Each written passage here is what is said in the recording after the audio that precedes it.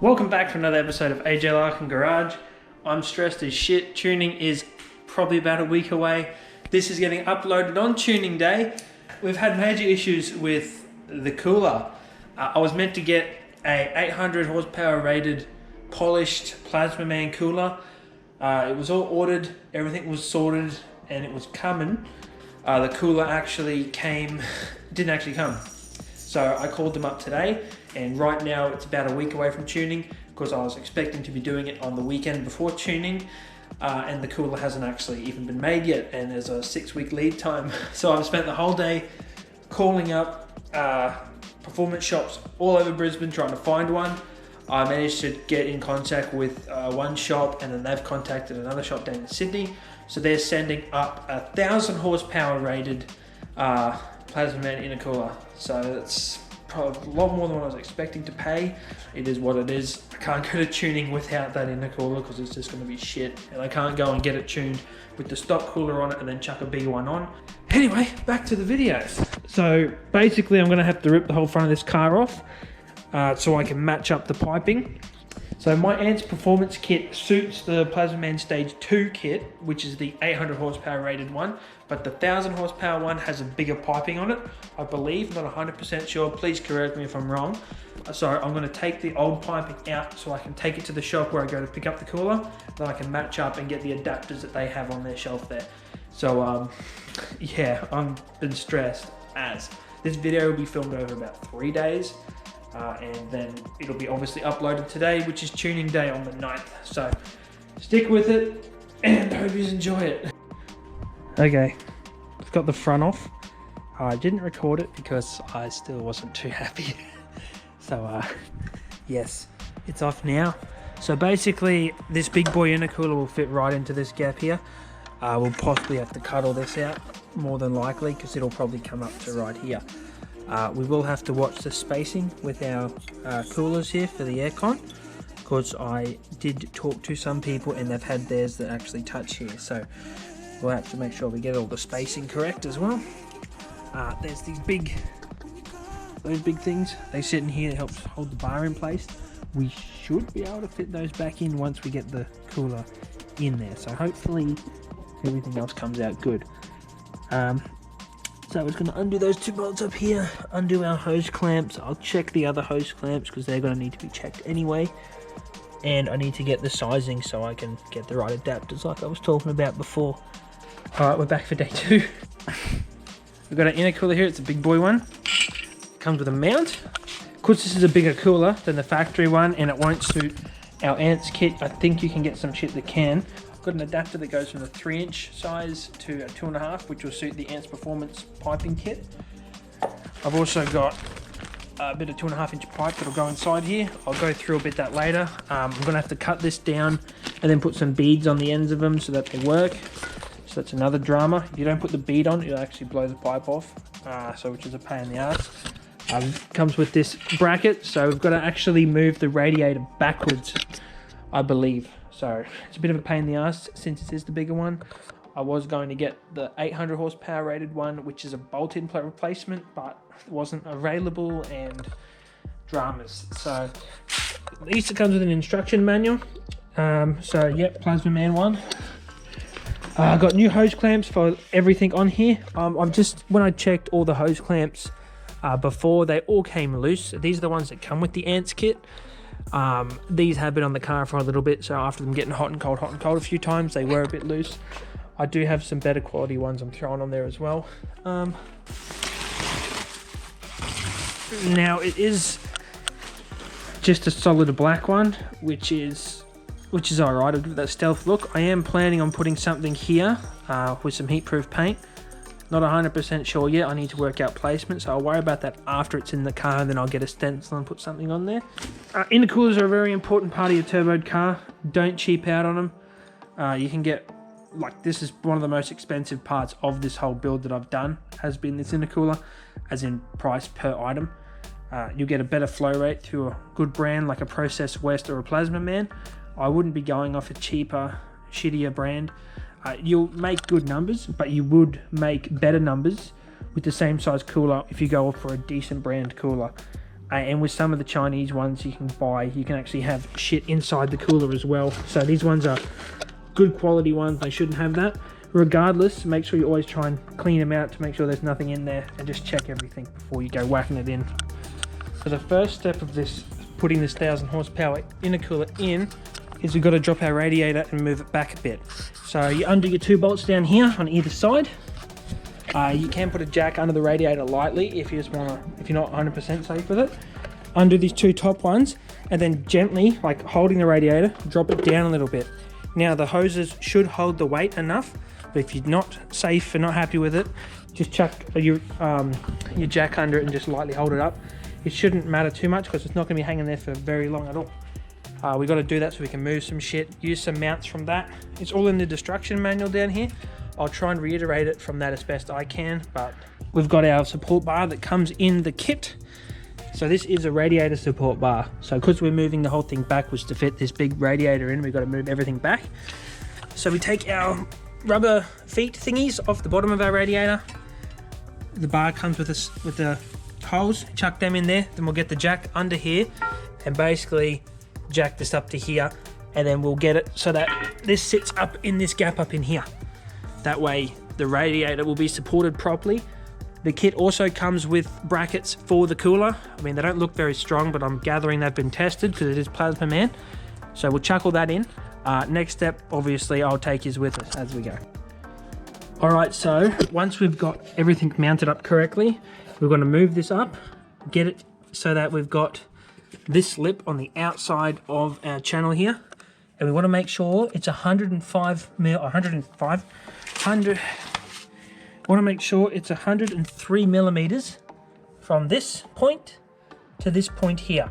So I've already measured that up. I've got a hole here and a hole here, so I'm going to just drill those first. The drill bit is a 8.5 mil drill bit, so I'm going to run a 4.5 mil pilot hole through here just to make it a bit quicker and easier. And we do that both sides. They do have an oval hole, so we can move the radiator around a little bit. The kit does come with a nice set of nut and bolts, so once it's in place we can then wiggle it around a little bit. We want to make sure that our points are relatively the same height, and we can then adjust everything further once the holes have been drilled. This isn't a structural part, this is just where they've clamped it together. Don't drill into any of this. I think this is part of the crumple zone. And you know, any modifications to your chassis is normally not going to pass a mod plate, unfortunately. This should go for anything. Whenever you're drilling a hole into anything that's metal, you don't want it to rust, put a coating of paint over it. I've done inside and outside. I'm no Picasso by any means, but it'll stop it from prematurely rusting. I didn't do that on my Patrol, and it rusted parts that I did, which I never got to film, but I'm sure the new owner's enjoying it. Okay, this is all mounted up. You want to get it as close to this chassis rail as possible. So it's all done. The measurements have all been done. I've double checked it. I'm not going to film that again because it was a pain in the ass trying to film upside down, so I deleted it. We've done up our top support brackets. Now the next bit is, because of how thick this thick boy is, we're going to have to cut some stuff. So, judging by our little picture here, we've got to cut, I think we've got to cut this.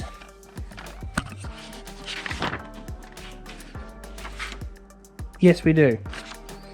So we've got to take that tab out. We've got to take this whole section out here as well to cut some shit out of that. And I think we've also got to cut some of this out down here. Okay, so I'm taking off this section of it just to get it easier in there, because there is a lot of cutting we've got to do, especially with this bigger cooler. I believe with the 800 one, you only have to cut 2 tabs, but with the 1000, you got to cut a lot of shit. So I want to just get as much of this plastic crap, and I believe some of this needs to get cut out anyway. So I'm just removing everything so I can see what needs to be done. It's a bit easier since it's already apart to take out an extra 4 bolts and remove most of this shit, then root around trying to get in between everything and, you know, potentially damaging something. Another important thing you got to do on our condenser core, there's little tabs that stick out. I've already knocked the tops off them. You're going to have to cut them. If you don't, they'll rub through the back of the cooler. On the 800 horsepower ones, or the ones that bolt onto your factory location, Watch the spacing, put a spacer behind them because they can actually rub against your condensers and that here. One of our subscribers that we have on the channel, I went over and dropped him some stickers because he won the prize. Shout out to Luca. And he showed me his one. His intercooler did the same thing and it rubbed through. So just a quick, let you guys know what can happen. Hopefully that won't happen with this one because we've put that bracket in, which has moved everything back about, a shitload. So we shouldn't have any issues like that. I'm also going to drop off our bonnet release because that's where the brackets are actually bolting to for the top of the intercooler. So yes, I will smash all this out and then restart recording again. Alright, it's getting a bit late. I'm going to probably stop recording because you're not going to miss out on much. I'm just going to cut this bar off. It's going to take a while because I haven't got the right tools and my angle grinder won't fit in here, unfortunately. So I'm just using a blade like an absolute amateur. So I'll smash that out and then I'll show you when it's daylight tomorrow how it all came up. Alrighty, welcome back to day 3, 4, I don't know what day it is now. I've only been getting to hit it for about an hour before it gets too dark. This should easily be able to be done within a day. So I've knocked out this front support section. It's all part of the books here.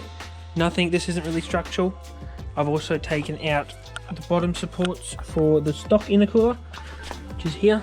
Cut them off. Now, for the 1000 horsepower rated one, you need to take a little tiny slither out of the inside of here. So I've done that, given it a quick touch up with some paint. That's been drying overnight while I've been at work. During the day at work, I went and got those pipes I was talking about. I got the knurling done on the knurling, the bead put on there. So huge shout out to Western Suburbs Radiators in Sumner Park. They hooked me up for free to do these because I, do what we do here, and they heard about the intercooler situation. So yes, we're going to quickly whack all this on, and it should be pretty straightforward. There we go. It's sitting in the car. Got good clearance. You do have to bend back your AC lines a little bit, and I found that this pipe here was also pretty tight, and also this block was a bit tight. On the pitches, they are for an FG, and on the actual wherever it is, on one of these pitches, on one of these pitches, that actual block is slightly different location. So I'm just assuming they might have changed this, or it's got a different bracket on it. Anyway, I just bent it back. These will actually bend a fair distance before they break anyway. I just make sure you are having clearances on everything still. So there's still a good 5mm gap. You also have to check that at the bottoms, which is what I've done there as well. I've had to space the cooler out a little bit more than I'd like to, but that's only because it was hitting on this no matter how far back the radiator goes. That's what this mount does after all, is to move the radiator back. I was gonna try and root around with this, but I didn't want to stuff up any of the factory stuff because I want to keep it looking sort of factory. So we've spaced that forward. This will all be hidden by the grill and all the other shit that goes on to making it look pretty, so I'm not too fussed with all that, but that's what it looks like. I was thinking of getting a stencil and doing some stuff to this, but once the grill's on, you can't actually see any of this. And I sort of want to keep it that way. I don't want to take the grill out because at the end of the day, it's just a black cooler. You're not really going to see that. So yeah, we're going to keep the grill on and we're not going to paint this because one day I might actually sell this and get a... Now to get the measurements for these little adapter couplings that I've put in, I think I've already mentioned, like I said, I keep forgetting what I have and haven't said. I've had to get an adapter that goes from a 2.5-inch pipe to a 3-inch pipe, so I can still utilize most of this factory piping kit from Ants Performance. What I did was, I got the factory, well not the factory, but like the standard ones that comes with the kit, lined it up, and I'm gonna have to cut it about here-ish, and then put this bit into here, and then put the rest of it over that. And all that'll do is continue the piping and keeping it looking in the factory spot. It might be a bit messy because there's a few extra hose clamps, but like I said before, you're not going to see any of that shit while it's under the, when it's under a bumper. And I think to get a pipe that'll fit from here to here was going to be more expensive than just buying an adapter and then getting that and getting it, put some beads on it. So yes, got 2 of those and that'll do the trick. Yeah. you're going to have to, obviously, if you're doing this sort of thing, you're going to have to measure it all up yourself, which wasn't too hard. I just stuck the pipe in, measured where it was going to end, and then make a mark, and then you want to have, you know, a decent amount in the other piping. It'll be more easy to explain once everything's together, so I'll get into doing that now. And at the same time, I'm replacing all the clamps with these better style. They're not the best, but they're better than what was on there. Okay, so to get this to fit, I've had to cut down the Ants Performance piping a fair bit so it fits.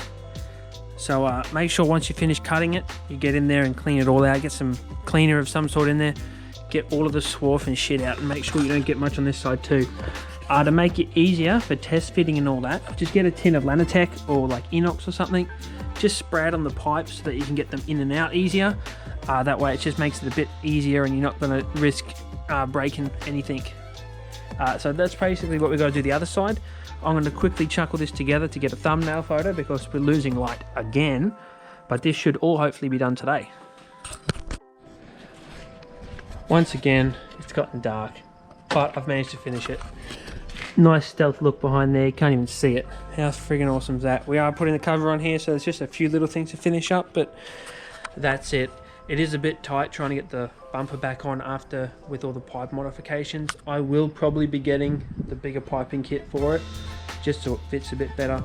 It is a bit bulgy behind here, but I mean, yeah, I've sort of just MacGyvered it for what we've got, so hopefully in the future we can sort that out properly.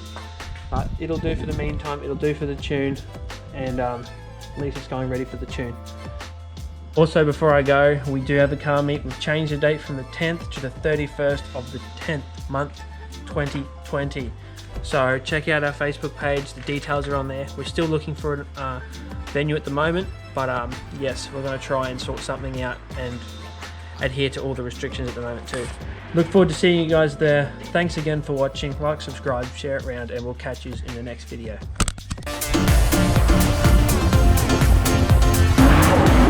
Oh.